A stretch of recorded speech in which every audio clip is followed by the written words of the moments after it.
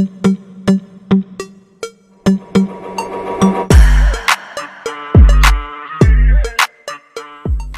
Friends, welcome back. আজকে তোমাদের জন্য আবার একটা নতুন চ্যাপ্টার নিয়ে চলে এসেছি। এটা হচ্ছে ক্লাস 10 এর পূরক কোণের চ্যাপ্টার। পূরক কোণের ত্রিকোণমিতিক অনুপাত। তো পূরক কোণ কাকে বলে? যদি দুটো কোণের সমষ্টি 90 ডিগ্রি হয়, দুটো কোণের যোগফল, তাহলে একটাকে আর একটা পূরক কোণ বলে। কিন্তু ত্রিকোণমিতিক পূরক কোণ কাকে বলে? যদি ত্রিকোণমিতিক কোনো রাশি যেরকম সাইন থিটা, কস থিটা, এইগুলোর পূরক কোণ যদি করা হয়, তাহলে পূরক কোণের ফলে অন্য একটা ত্রিকোণমিতিক রাশিতে পরিণত হয়। তাহলে সেক্ষেত্রে কিভাবে পরিণত হয় সেটা আমরা এই চ্যাপ্টারে আজকে শিখব। যদি তোমরা এই চ্যানেলে সবাই নতুন হও, তো অবশ্যই চ্যানেলটাকে সাবস্ক্রাইব করে বেল আইকনটাকে অবশ্যই দাবাবা। আর তার সঙ্গে সঙ্গে যদি এই ক্লাসকে ভালো লেগে থাকে, অবশ্যই একটা লাইক দেবা। আর তার সঙ্গে এর সঙ্গে কি করবা, ক্লাসটাকে শেয়ার করতেও পারো। তো চলো যাই আজকের ক্লাসে। তো দেখো, এখানে একটা ত্রিভুজ আছে, একটা সমকোণী ত্রিভুজ, যার একটা কোণ সমকোণ, বি কোণটা। আমরা এর আগের চ্যাপ্টারগুলোতে, মানে ত্রিকোণমিতির আগের চ্যাপ্টারে অবশ্যই পড়েছি যে কোণটা এই সমকোণী ত্রিভুজে যে কোণটা 90 ডিগ্রি হবে, তার ঠিক বিপরীত বাহুটা হয়ে যাবে কি অতিভুজ। আর এইখানে করে দেখো, এই কোণটাকে আমি থিটা ধরে নিয়েছি। আর যে কোণটা থিটা হবে, মানে ধরেছি, সেই কোণের বিপরীত বাহুটা হবে লম্ব, আর তার নিচের এটা হবে ভূমি। তাহলে যদি এই কোণটা 90 ডিগ্রি হয়, ত্রিভুজের তিনটি কোণের সমষ্টি তো 180 ডিগ্রি, তাহলে এই কোণটা বি কোণটা যদি 90 ডিগ্রি হয়, তাহলে বাকি দুটো কোণের যোগফলটা অবশ্যই 90 ডিগ্রি হবে। এবার আমি এই কোণটা তো থিটা ধরে নিয়েছি, যে কোনো মান হতে পারে, 45 ডিগ্রি, 60 ডিগ্রি, 30 ডিগ্রি। তাহলে এই কোণটা কি হবে, 90 ডিগ্রি থেকে আমাকে বাদ দিতে হবে। তার জন্য আমি এই কোণটা, মানে হচ্ছে এই কোণটা আমি লিখেছি 90 মাইনাস থিটা। তাহলে থিটা কোণের পূরক কোণ কত হলো, মানে এখানে আমি লিখতে পারি থিটা কোণের পূরক কোণ। পূরক কোণ কত বলো তো কি 90। থিটা কোণের পূরক কোণ হচ্ছে 90 মাইনাস 90 ডিগ্রি মাইনাস থিটা, এটা আমি লিখতে পারি। এবার আমাদের যে চ্যাপ্টারটার আলোচ্য বিষয়, সেটা হচ্ছে ত্রিকোণমিতিক অনুপাতের পূরক কোণ। ত্রিকোণমিতিক অনুপাত আমরা বলেছিলাম যেমনি সাইন থিটা, এটা হচ্ছে একটা ত্রিকোণমিতিক অনুপাত, তাই না? যেহেতু দুটো বাহুর অনুপাত, যেরকম সাইন থিটা মানে আমরা কি জানি, লম্ব, কি বলি, লম্ব ডিভাইডেড বাই অতিভুজ। লম্ব বাই অতিভুজ মানে হচ্ছে সাইন থিটা, তাই তো?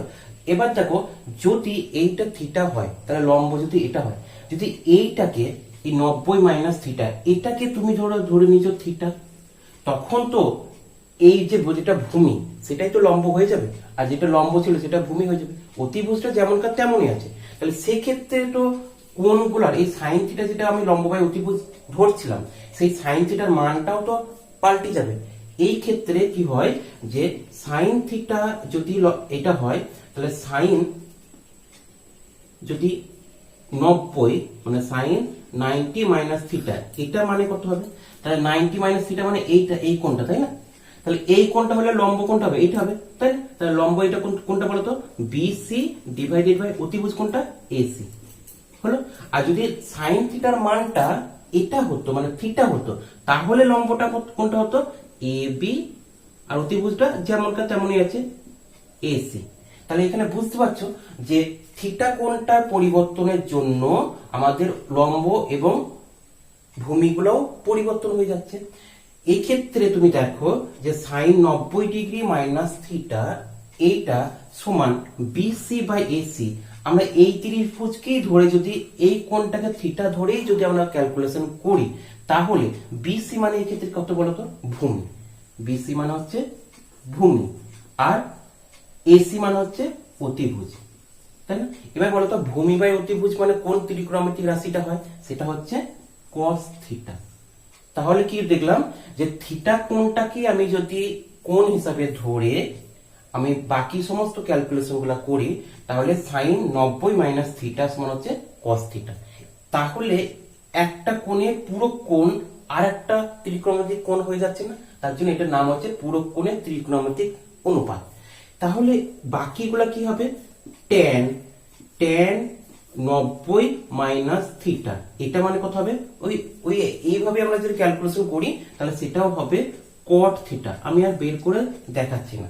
তাহলে এইখানে যদি উল্টো দিকেও তাই হবে, কট 90 মাইনাস থিটা মানে ট্যান থিটা হবে। তাহলে ট্যানের সঙ্গে কটের একটা সম্পর্ক আছে।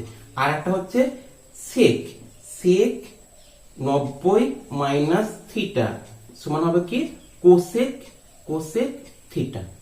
আবার উল্টো দিকেও এটা হবে। তাহলে এই তিনটে রাশি থেকে আমরা একটা সম্পর্ক পাচ্ছি যেটা মনে রাখার মতো। সেটা কি বলতো, সাইন, সাইন থিটা থেকে মানে সাইন থেকে আমি কসে যাব, আবার কস থেকে আমরা সাইনে আসতে পারবো, যে কোনো কোণ থাকুক না কেন, মানে হচ্ছে পুরো কোণ হিসাবে। আবার ট্যান থেকে আমরা কোথায় যেতে পারবো, কটে যেতে পারবো, আর কট থেকে আবার ট্যানে আসতে পারবো। আর সেক থেকে আমরা কোথায় যেতে পারবো, কসেকে, আর কসেক থেকে আমরা আবার সেকে আসতে পারবো। কিভাবে, যেভাবে সাইন 90 মাইনাস থিটা সমান যদি কস থিটা হয় তাহলে কস 90 মাইনাস থিটা মানে আবার সাইন থিটা হবে। ট্যান 90 মাইনাস থিটা সমান যদি কট থিটা হয় তাহলে কট 90 মাইনাস থিটা সমান আবার ট্যান থিটা হবে। আর সেক 90 মাইনাস থিটা সমান যদি কোসেক থিটা হয় তাহলে কোসেক 90 মাইনাস থিটা সমান সেক থিটা। এই সূত্রগুলোকে প্রয়োগ করে আজকে আমরা এই চ্যাপ্টার কিছু অঙ্ক করব।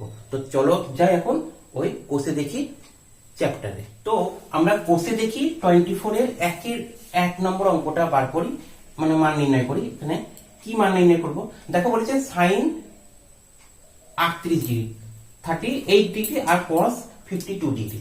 যখন এরকম মান থাকবে আমরা সবসময় চেষ্টা করব যে মান দুটোকে, এই যে ডিগ্রিটা আছে, কোণটা আছে, কোণ দুটোকে সেম করার জন্য। তো কোণ দুটোকে সেম করার জন্য আমরা যে পুরো কোণের সূত্র শিখেছি সেটা সবসময় আমরা চেষ্টা করব কি, যে 90 ডিগ্রি থেকে এই কোণের যে কোনো একটা কোণকে আমি বিয়োগ করলে বাকি কোণটা কিন্তু সেম হবে। এইভাবেই অঙ্কগুলো কিন্তু এখানে দেওয়া থাকবে। যেমন তুমি দেখো যে সাইন, সাইনের আমি এটা দেখো 38 ডিগ্রিটা আমি লিখলাম 90 minus 52 degree, 90 degree minus 52 degree. দেখো 90 থেকে 52 বাদ দিলে কিন্তু 38 হবে। তাহলে আমি তো লিখতেই পারি যে দুটো সংখ্যার বিয়োগফল যদি এটাই হয় তাহলে আমি এটা লিখতেই পারি, ডিভাইডেড বাই কস যা আছে তাই লিখলাম 52 ডিগ্রি। তাহলে সেক্ষেত্রে কত হয়ে গেল বলতো, সাইন, এবার ওপরে এটা দেখো সাইন 90 মাইনাস থিটা, থিটা মানে এক্ষেত্রে কত 52 ডিগ্রি। দেখো তো সাইন 90 মাইনাস থিটা সমান কত লেখা আছে, কস থিটা। তাহলে কি হয়ে যাবে, কস 52 ডিগ্রি। আর নিচে তো কস 52 ডিগ্রি অলরেডি আছে। এবার দুটোই কি হয়ে গেল, কাটাকাটি হয়ে গেল, তাহলে উত্তর হয়ে গেল 1। এবার আমরা 2 নম্বর অঙ্কটা দেখো। 2 নম্বর অঙ্কটা কি বলেছে, প্রমাণ করতে বলেছে। দেখায় যে 2 এর 1 নম্বরটা দেখো, বাকি আমি 1 এর 2 এবং 3 কেন করলাম না, এগুলো তোমরা নিজে নিজে করতে পারবে বলে। 2 এর একটা দেখিয়ে দিই, সেটা কি বলেছে, sine 66 degree minus 20 sine 24 degree. এটাও, এটা সমান আমাকে কি প্রমাণ করতে বলেছে, 0। আমি 0টা প্রমাণ করে দেখাচ্ছি। সমান দেখো কত হচ্ছে, সাইন 60 ডিগ্রি, 66 ডিগ্রিটা আমি রেখেই দিই, ওকে। আর এই সাইন 24 ডিগ্রি যেটা আছে 24 ডিগ্রি, এটাকে আমরা এইভাবে লিখবো। দেখো তুমি 90 সাইন 90 ডিগ্রি থেকে যদি আমি 66 বাদ দিই তাহলে দেখো 24ই কিন্তু হবে, তাই না? বেশ, দেখো তো 24 হবে নাকি, 24ই হবে। এবার এই ক্ষেত্রে আমার কত হচ্ছে, সাইন, দেখো তো সাইন কত, এখানে কস আছে, এখানে করে সাইন নাই, কস আছে, তাহলে এটা কস লিখে দিই, হলো। বেশ, তাহলে সাইন 60 ডিগ্রি হলো মাইনাস এইটা দেখো 90 মাইনাস থিটা, মানে থিটা বলতে এখানে 66 ডিগ্রি, তাহলে অবশ্যই হয়ে যাবে এটা সাইন 66 ডিগ্রি। কারণ কি দেখো তো, কস 90 মাইনাস থিটা সমান হচ্ছে সাইন থিটা। তাহলে এটা দুটোই কি হলো, কেটে গেল, বিয়োগ হয়ে দিয়ে, তাহলে হয়ে গেল এটা 0।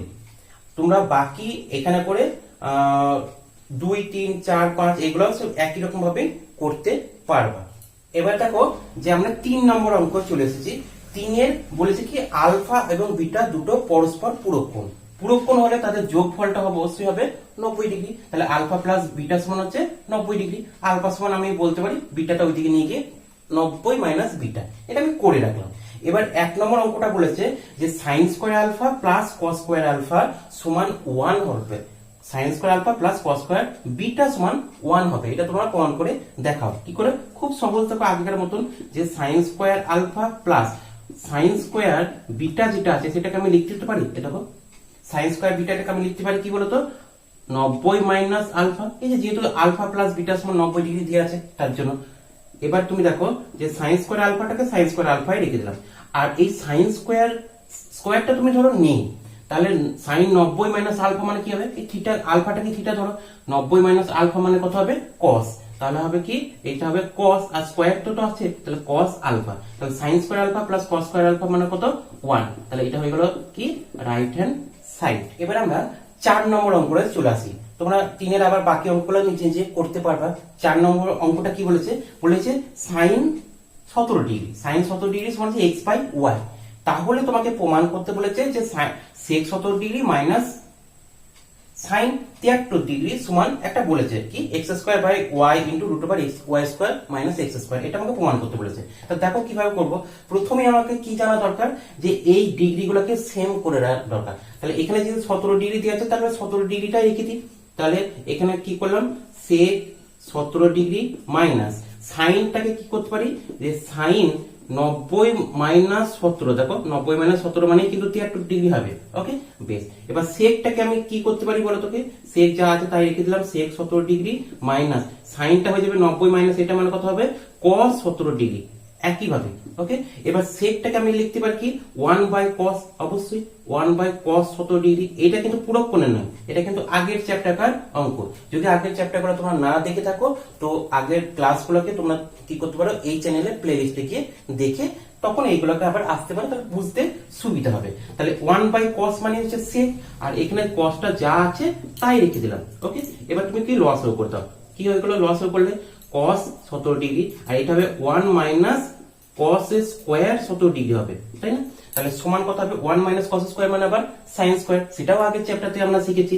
তাহলে এটা হয়ে গেল কতগুলো sin square 17 degree divided by cos square. এই cosটাকে আবার লিখতে পারি কি বলতো 1 মাইনাস sin স্কয়ারের রুট হোল, তাই তো? তাহলে 1 মাইনাস sin স্কয়ারের sin স্কয়ার 17 ডিগ্রি তার গোটাটার রুট। তাহলে এখানে তুমি দেখো সবগুলো আমি সাইনের আকারে মান পেয়ে গেলাম। তাহলে আমি সাইনের এই মানটা এখানে বসিয়ে দিতে পারি। কি বসে বলো, x বাই y এর হোল স্কয়ার, উপরটা সাইন স্কয়ার, আর নিচেরটা কত হবে রুট ওভার 1 মাইনাস x তো x বাই y এর হোল স্কয়ার। দেখো কত হচ্ছে, উপরটা হচ্ছে কত x square by y square, আর নিচেরটা কত হচ্ছে বলো দেখি, যে আমি যদি লসাগু করে দিই তাহলে হবে y square minus x square তার রুট হয়ে গেল, আর তার সঙ্গেও কি হবে এই রুটের বাইরে যখন চলে আসবে তখন y স্কয়ারটা শুধু হয়ে যাবে y। তাহলে একটা y কেটে গেল। আমি এটা একটু এই সাইডে নিয়ে আসছি, সমান কত হবে বলো দেখি, যে উপরে থাকবে শুধু হবে x স্কয়ার, আর নিচে থাকবে দেখো কত হচ্ছে y divided by y square minus x square. এটাই দেখো আমাদের এখানে করে অ্যানসারে দেওয়া আছে। তাহলে এটা হয়ে গেল কি আমার রাইট হ্যান্ড সাইড। এবার দেখো আমরা 5 অঙ্কটা চলে এসেছি। 5 অঙ্কটা কি বলেছে, sec square 12 degree, sec square 12 degree আর 1 বাই tan স্কয়ার 78 ডিগ্রি, এইটার মান আমাকে বার করতে বলেছে 1, তাই না? মানে প্রমাণ করে দেখাতে বলেছে। তাহলে আমি sec স্কয়ার 12 ডিগ্রিটা যা আছে তাই লিখে দিলাম। এই tan স্কয়ারটা কি বলতো, আমরা এই চ্যাপ্টার নয় আগের চ্যাপ্টারে 1 বাই tan মানে কি উপরে উঠে গেলে কত হয় ওটা cot, তাহলে এটা লিখতে পারি cot স্কয়ার 78 ডিগ্রি। ওকে বেশ, এবার sec স্কয়ার 12 ডিগ্রি আমরা বলেছিলাম বারবার যে একই ডিগ্রিতে নিয়ে আসতে হবে। তাহলে আমি 12টাকে লিখে দিলাম, তাহলে এই 78টাকে আমাকে 12 বানাতে হবে। কিভাবে, যে এটাকে আমি লিখতে পারি cot square 90 degree minus 12 degree, মানে দেখো 78 ডিগ্রি হয়ে যাচ্ছে। তাহলে হয়ে গেল কি sec square 12 degree minus tan square 12 degree, কারণ cot 90 মাইনাস 12 মানে হচ্ছে tan 12, তাহলে tan স্কয়ার 12 ডিগ্রি, তাহলে sec square minus tan square মানে কত হচ্ছে 1। এই হলো রাইট হ্যান্ড সাইড। এবার দেখো আমরা 6 নম্বর অঙ্কটা বলছি। 6 নম্বর অঙ্কটা বলেছে দুটো কোণের সমষ্টি 90 ডিগ্রি, মানে পুরো কোণ আকারই বলেছে এখানে। এখানে দেখো প্রমাণ করতে বলেছে যে এই যে রাশিটা আছে 1 plus tan a by tan b, এটা সমান আমাকে প্রমাণ করতে বলেছে sec স্কয়ার a।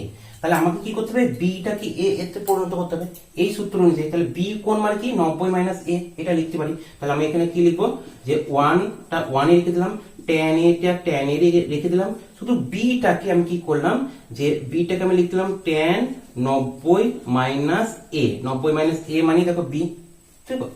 এবার কি করব 1 প্লাস tan a টাকে tan a রেখে দিলাম, নিচেরটা এই যে 90 মাইনাস বি মানে এটাকে আমরা লিখতে পারি কি কট এ। দেখো কোন সূত্রটা, এরকম 4 নম্বর সূত্রটা অনুযায়ী। বেশ, এবার কি হচ্ছে দেখো যে 1 প্লাস এরকম 1, আমি তো উপরে যেটা tan এ আছে সেটা তো tan এ আছে, আর এটা নিচে তো কি আছে 1 by cot A. 1 by cot A মানে আবার কি tan এই হবে, তাই না? 1 বাই cot মানে tan, তার tan কি হলো tan স্কয়ার। তাহলে 1 প্লাস tan স্কয়ার a সমান কত হয়ে গেল sec স্কয়ার a সমান হচ্ছে রাইট হ্যান্ড সাইড। তো এবার আমরা 7 নম্বর অঙ্কটা দেখবো। 7 নম্বর অঙ্কটা কি বলেছে, এটা প্রমাণ করতে বলেছে কি এইটা সমান এটা প্রমাণ করতে বলেছে। কি বলেছে, আমি রাইট হ্যান্ড সাইডটা আগে লিখেছি, সমান লেফট হ্যান্ড সাইড আমি প্রমাণ করব কিভাবে। sin square 22 degree, sin square 78 degree আর cot স্কয়ার 78 ডিগ্রি, এটা প্লাস আকারে আছে। এটা সমান আমাকে cosec স্কয়ার 22 ডিগ্রি আর ইনটু cot স্কয়ার 78 ডিগ্রিটা প্রমাণ করতে বলেছে। তবে এখানেও cot স্কয়ার 78 ডিগ্রি এটাও আছে, এইটুকু আমি সেম রাখবো।